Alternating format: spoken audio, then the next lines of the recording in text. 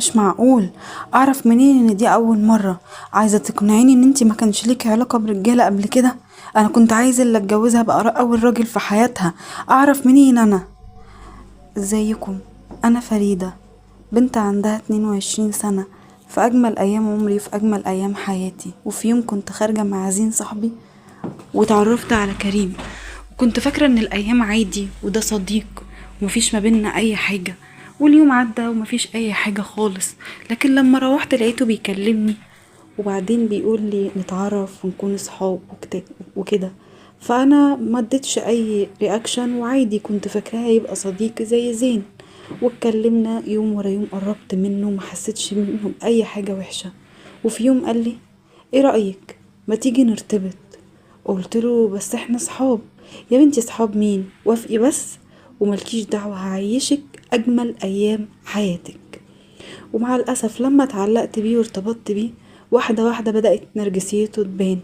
طب ازاي عايز تسيبني بعد ما اتعلقت بيك؟ انت اول حب في حياتي، انا ماليش دعوة، انا مش عايز ارتبط، انا ما وعدتكيش بحاجة. لكن في الوقت ده انا كنت اتعرفت على مامته وحبيتها واتعلقت بيها جدا، وهي كمان حبتني. ولما حكيت لها على اللي حصل قالت لي مالكيش دعوة بفريد، ده فريد ده متقلب، ولكن في الاول وفي الاخر هو غلبان. وفعلا اتجوزنا وعملت لنا فرح زي ما وعدتني، اجمل فرح شفته في عيني. وكانت فعلا حياة جميلة وفرحانة.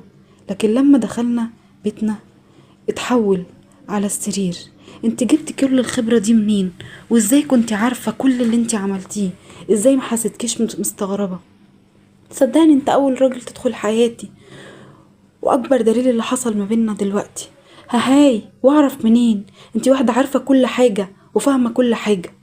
ومن اليوم ده حياتي اتحولت معاه لسجن. بس ههرب منه اروح على فين؟ انا خلاص اتجوزته وخلاص اتحسبت عليا جوازة. هرجع لاهلي وانا فين اهلي؟ ولا شمت فيا الناس؟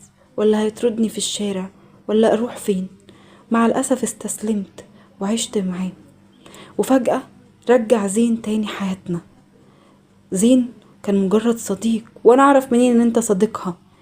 لما زين جالي البيت وقال لي انا عمري في حياتي ما شفتك غير اخت، قلت له انا عارفة طبعا.